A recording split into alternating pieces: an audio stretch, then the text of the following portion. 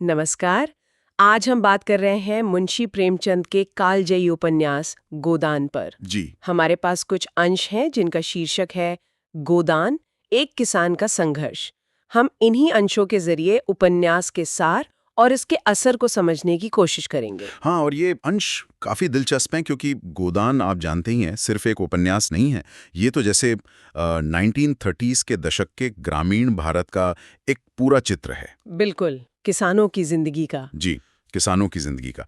ये अंश उसी आत्मा को पकड़ने की कोशिश करते हैं। तो कहानी का मुख्य पात्र है होरी महतो, एक बहुत ही आम किसान। हाँ, होरी। और उसकी बस एक ही इच्छा है, एक गाय पालने की, जो उसके लिए मतलब एक सम्मान का प्रतीक है। सही कहा। गाय उस समय इज्जत और थोड़ी संपन्नता की निशानी मानी जाती थी। हाँ, और स्रोत बताते हैं कि होरी की जिंदगी लगातार संघर्षों से भरी हुई है। कर्ज का बोझ है, परिवार पालना है। बिल्कुल। और वो अंश इस बात पे जोर देते हैं कि कैसे छोटी छोटी चीजें भी उसके लिए पहाड़ बन जाती थीं। जैसे फसल खराब हो गई तो लगान देना मुश्किल। हाँ, लगान चुकाने के लिए फिर साहूकार के पास जाना, गिड़गिड़ाना, यही उसकी त्रासदी है, मतलब होरी की। जिसे इन अंशों में उभारा गया है। जी। होरी असल में सिर्फ एक आदमी नहीं है, वो उस समय के लाखों किसानों का एक तरह से प्रतिनिधि है जो पूरी व्यवस्था में फंसे हुए थे। और स्रोत धनिया के बारे में क्या कहता है, होरी की पत्नी? हाँ, धनिया का किरदार बहुत अहम है। स्रोत बताता है कि जहां होरी कई बार हालात से समझौता कर लेता है, दब जाता है, वही धनिया आवाज उठाती है। बिल्कुल अन्याय के खिलाफ बोलती है, भले ही उसकी कोई सुने ना सुने, पर वो बोलती है। ये कहानी में यथार्थ का एक मजबूत पहलू जोड़ता है, ऐसा स्रोत का मानना है। हाँ, ये बात तो है। फिर और भी पात्र है, भोला है, दाता दीन है, झिंगुरी सिंह। जी, पूरा एक ताना बाना है। और स्रोत कहता है प्रेमचंद ने इनके जरिए समाज की जो जटिलताएं थीं वो दिखाई हैं। हाँ, जैसे जातिवाद, महाजनों का शोषण और वो भ्रष्टाचार। क्या कोई खास उदाहरण है इन अंशों में? हाँ, एक घटना का जिक्र है, विस्तार से है, जब गांव के पुजारी दातादीन और महाजन मिलकर होरी पर जुर्माना लगा देते हैं। अच्छा, क्यों?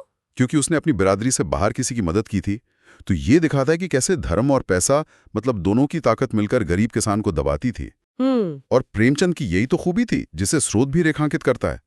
वो बड़ी बड़ी बातें रोजमर्रा की घटनाओं से कहते थे, किरदारों की आपसी बातचीत से। कोई लंबा चौड़ा भाषण नहीं। नहीं, बिल्कुल नहीं। बस सीधी सादी बात में ही सच्चाई छिपी होती थी। तो ये सिर्फ एक गरीब किसान की कहानी नहीं है, ये तो एक पूरे सामाजिक और आर्थिक ढांचे का विश्लेषण है। सही कहा, बिल्कुल। तो इन अंशों के मुताबिक गोदान आज भी प्रासंगिक क्यों है? इसका क्या महत्व है? देखिए, ये अंश इस बात पर बहुत जोर देते हैं कि गोदान सिर्फ एक किताब नहीं, ये एक सामाजिक दस्तावेज है। सामाजिक दस्तावेज। ये हमें उस जमाने के गांव की सच्चाई दिखाता है। किसानों की बेबसी, व्यवस्था का न्याय, इंसानी रिश्ते, वो सब कुछ। और प्रेमचंद का यथार्थवाद। हाँ, वो बहुत शक्तिशाली था। स्रोत ये भी इशारा करता है कि प्रेमचंद समस्याएं दिखाते हैं पर कोई आसान हल नहीं देते। पाठक को सोचने पर मजबूर करते हैं। जी, पाठक खुद सोचे, खुद समझे। तो हमने इन अंशों के जरिए देखा कि गोदान कैसे होरी महतो के संघर्ष के बहाने भारतीय किसान की जिंदगी की मुश्किलें, सामाजिक अन्याय और उस समय की सच्चाइयों को हमारे सामने रखता है। बिल्कुल।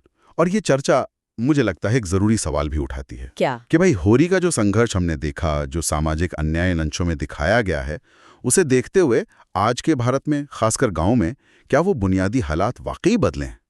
सोचने वाली बात है। हाँ, या फिर होरी का संघर्ष आज भी किसी न किसी रूप में जारी है,